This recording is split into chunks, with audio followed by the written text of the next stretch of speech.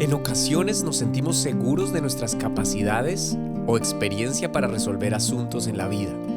Algunas personas tienen habilidades impresionantes para los negocios, o para algún deporte, para el arte, para liderar, en fin. Esto puede darnos cierta seguridad por algún tiempo, pero siempre llegará a nuestra vida un tiempo en que esto no será suficiente para afrontar en esta vida o menos en la eternidad lo que solamente Dios puede resolver. Bendiciones para todos, mi nombre es César Méndez, bienvenidos una vez más al podcast Entre Palabra y Canciones y a la serie Actos de Adoración.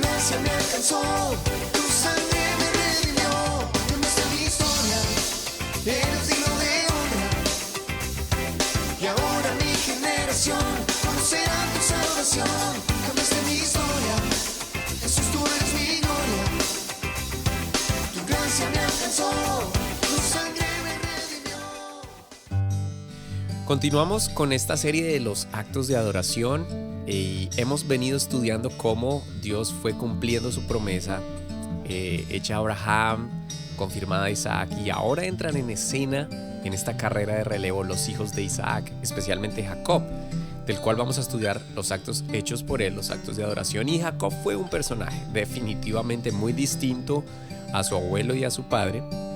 Y vamos a hacer algún resumen y un contexto de su vida, y podemos recordar que hacia su edad adulta tuvo que salir hacia Harán en busca de un nuevo comienzo, de una esposa también, y la promesa recayó sobre sus hombros a causa del engaño que hizo a su padre Isaac, y tuvo que salir huyendo de casa por causa de su hermano Esaú. Seguramente conoces muy bien la historia. Vamos a ir a la lectura bíblica en Génesis capítulo 33, versículo 17. Y Jacob fue a Sucot y edificó allí casa para sí e hizo cabañas para su ganado, por tanto llamó el nombre de aquel lugar Sucot. Y esto significa cabañas. Después Jacob llegó sano y salvo a la ciudad de Siquem, que está en la tierra de Canaán, cuando venía de Padam Aram, y acampó delante de la ciudad. Y compró una parte del campo donde plantó su tienda de mano de los hijos de Hamor, padre de Siquem, por 100 monedas, y erigió allí un altar y lo llamó Elohe Israel. Vamos a ponernos en contexto para que entendamos de qué se trata esta lectura que acabamos de hacer.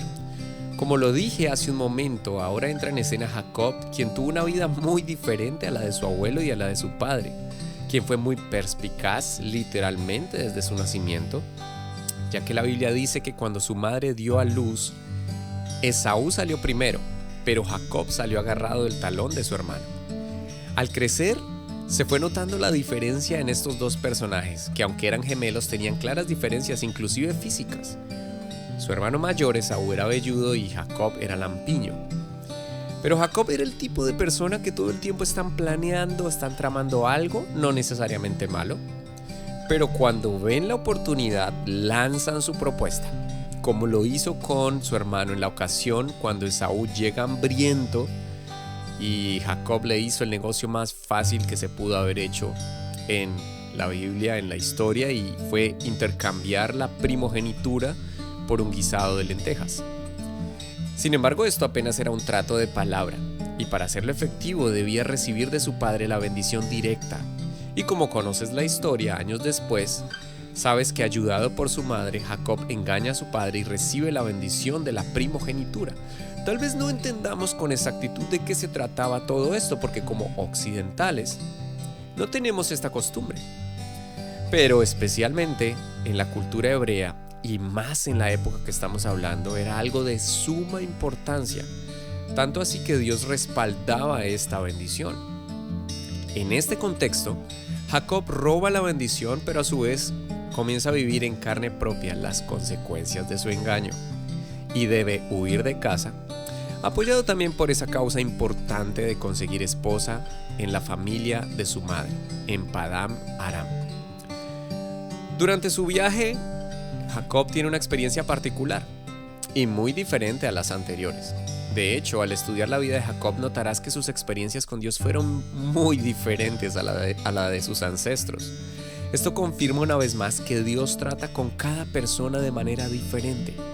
Obviamente, me refiero a quienes hemos aceptado su salvación en nuestro corazón. Sin embargo, en ocasiones también Dios busca a aquellos que no le han aceptado para cumplir su propósito. La Biblia dice que durante su travesía llegó a un lugar donde descansa y luego de tener un sueño, o mejor, al tener un sueño mientras dormía, vio ángeles bajar y subir desde el cielo y Dios mismo le confirma a través de su voz la promesa hecha a Abraham y a Isaac en años pasados. Al despertar, Jacob se asusta porque deduce que en ese lugar donde él dormía estaba la gloria de Dios. Pero extrañamente no edifica un altar y adora, ¿no? Sino que pone una piedra como señal, le cambia el nombre al lugar, le coloca como el nombre Betel, que significa casa de Dios, y luego hace un voto, una oración, algo así como una oración con condiciones. Y coloca 5 condiciones, como lo puedes leer en Génesis 28:20. Jacob puso como señal una piedra y hace un voto con 5 condiciones. Número 1, si fuere Dios conmigo. Número 2, me guardare en este viaje. Número 3, me diere pan para comer. Número 4, vestido para vestir. Número 5, y si volviera en paz a casa de mi padre. Esta oración me recuerda a muchas oraciones que solemos hacer en esta época basadas en lo que necesitamos, en nuestros sueños, en nuestros planes como personas y en el cuidado de Dios para con nosotros. Entonces Jehová será mi Dios. Un poco atrevido por parte de Jacob. Si Dios cumple estas condiciones, entonces solo así Jehová será mi Dios. En otras palabras, si cumples con mis peticiones, con mis condiciones, si respondes mis peticiones, todo en torno a mí, entonces tú serás mi Dios. En ocasiones, tal vez en otras palabras, como lo decía ahorita, oramos de esta forma, condicionando nuestra relación con Dios o la adoración que le pertenece a Él a las circunstancias o peticiones que nosotros anhelamos y que queremos que resuelva en nuestro tiempo. Vamos a continuar con la historia y al continuar su travesía hacia Harán y después de un largo viaje llega a esa tierra y a través de una situación muy cotidiana, como lo puedes leer en Génesis, conoce a Raquel, quien luego será su esposa, su segunda esposa, y quien le lleva ante su padre Labán, y al principio todo estuvo de maravilla, hospedaje, alimentación gratis por un mes, como cuando vas de vacaciones donde algún familiar y estás allí unos cuantos días, pero luego hay que regresar, o si decides quedarte, hay que hacer tratos y convenios, acuerdos, para saber cómo vas a pagar tu manutención. Algo así le pasó a Jacob, quien ya estaba enamorado y había puesto sus ojos en Raquel. Y entonces toman el acuerdo de que Jacob trabajaría durante 7 años sin salario por esta mujer para luego casarse con ella. Así quedó el trato y como sabes, al cabo de 7 años Jacob empieza a recoger lo que había sembrado en su pasado, con su hermano Esaú y con su padre Isaac, el engaño. Y es engañado, le es entregada a la hermana mayor de Raquel, o sea, Lea, como esposa. Seguramente lo has leído, conoces muy bien la historia. Al cabo de una semana y después de esta frustración recibe a Raquel como su segunda esposa, pero debe trabajar otros 7 años más sin salario por ella, ya que ese fue el acuerdo. Después de 14 años, Jacob quiso regresar a su tierra, pero Labán no quiso dejarlo ir, ya que a causa de Jacob, Dios le había bendecido. Y luego de hacer diferentes acuerdos por salario, Jacob trabajó 6 años más para un total de 20. Y entonces Dios entra. Puedes leerlo en el capítulo 31, o mejor, Dios le habla a Jacob, porque Dios siempre estuvo ahí con él. Y le dice que vuelva, que era tiempo de regresar a la tierra de la promesa. Y hasta aquí, todas las condiciones que Jacob había puesto delante de Dios se habían cumplido. Dios había estado con él, se le había aparecido, le había guardado en su viaje a Harán, le había dado comida y vestido, que fue lo que él pidió.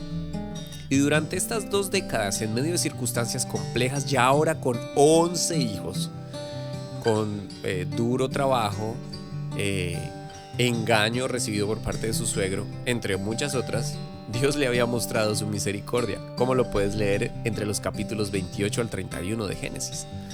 A partir del capítulo 31, Jacob decide regresar solo que de alguna forma lo hace huyendo, ya que no avisó a su suegro, y esto en esta cultura y en esta época era tomado como una ofensa.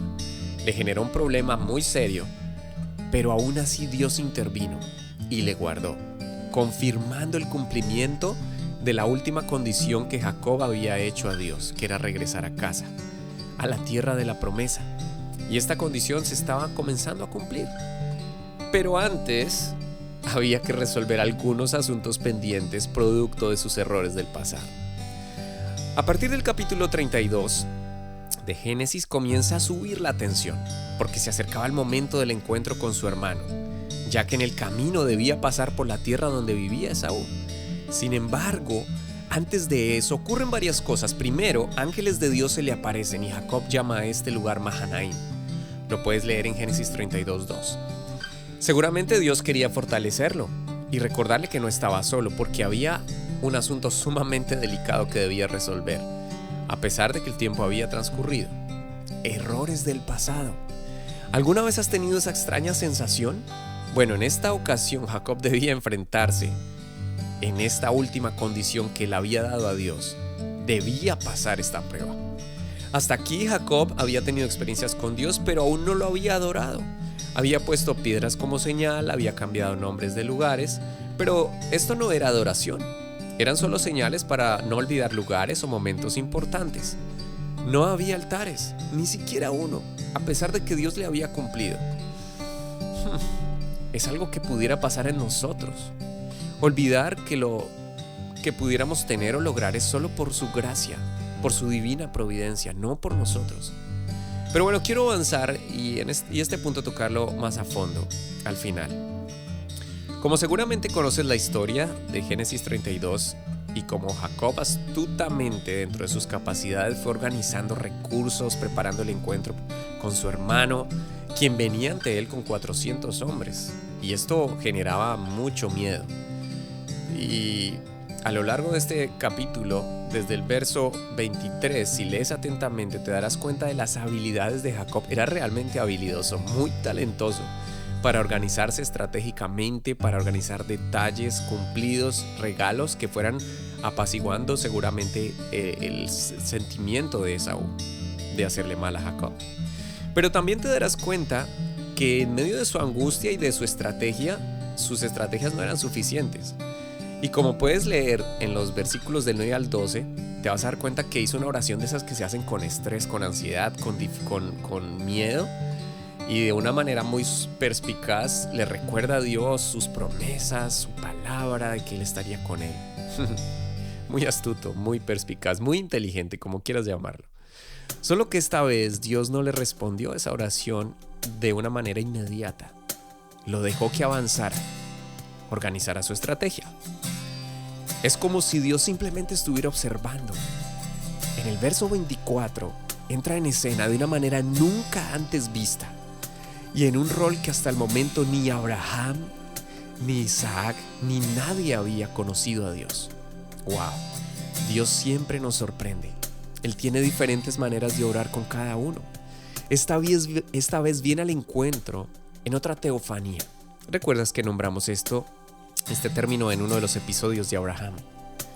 Pero de una manera muy diferente. Ya no venía de visita, no venía a cenar o a traer una palabra de esperanza o a confirmar una promesa. Venía a luchar.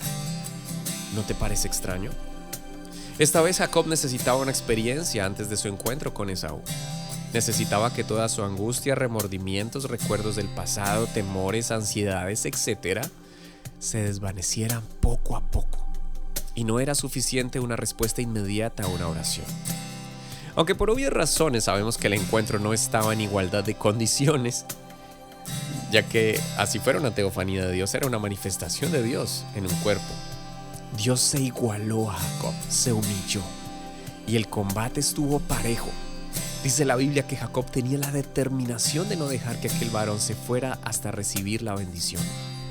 Ahora piensa en algo. ¿Cómo supo Jacob que este varón era diferente? No era un simple viajero o un enviado de Esaú. Algo le reveló que este encuentro cambiaría su vida para siempre, como le sucedió a Abraham cuando recibió a los 3 visitantes y uno de ellos era el ángel del Señor. y no podía dejarlo ir así nomás. Ya sabes la persistencia de Jacob, y el varón se da cuenta que Jacob es fuerte, persistente, tiene valor. Entonces solamente toca su cadera. Según los expertos, quienes han tenido una lesión similar, dicen que el dolor es intenso porque su cadera se desgarra, se suelta el tendón que une la cadera con el muslo, y podemos suponer que el dolor físico para Jacob fue intenso. Pero Jacob no se rinde. Las circunstancias y la vida no ameritaban rendirse, no era una opción. Y ya esta vez no puede luchar, solamente se agarra tal vez del manto de alguna extremidad y no deja ir al varón hasta que no le bendiga. En la mayoría de versiones se usa el verbo tocar. En hebreo, este verbo es utilizado como lesionar. Y sabemos que Jacob quedó lesionado de por vida, cojeaba. Ahora, esto podría dar razón al discurso actual de empoderamiento, el ser humano, el famoso tú sí puedes hacerlo. Pero la respuesta a este planteamiento está en lo que sucede después.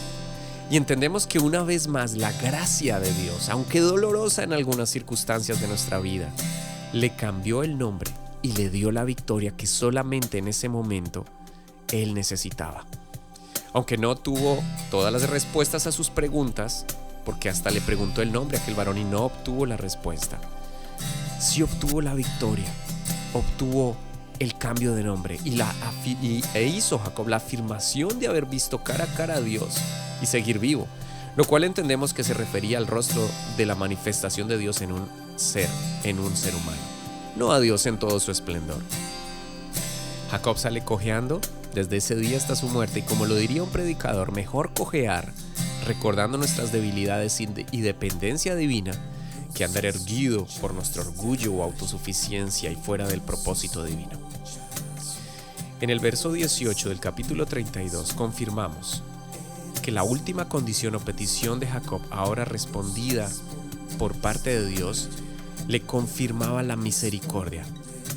No solamente eso, que ya era demasiado, sino que además él venía con un paquete de bendiciones impresionantes. Se había restaurado con su hermano, se habían perdonado, habían tenido lágrimas de restauración y perdón.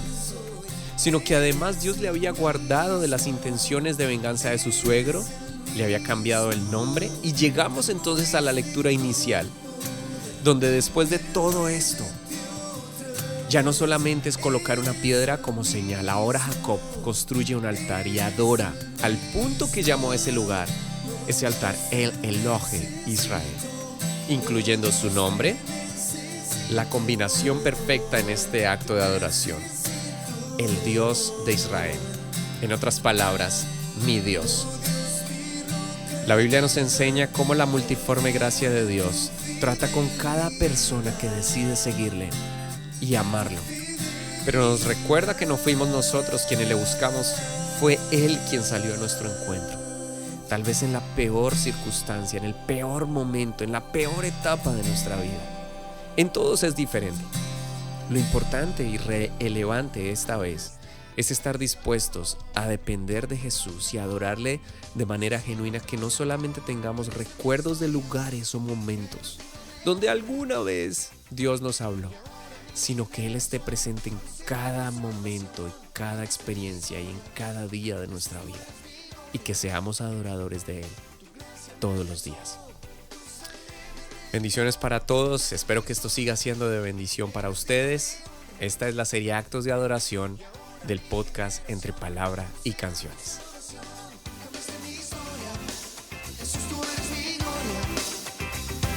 Tu gracia me alcanzó.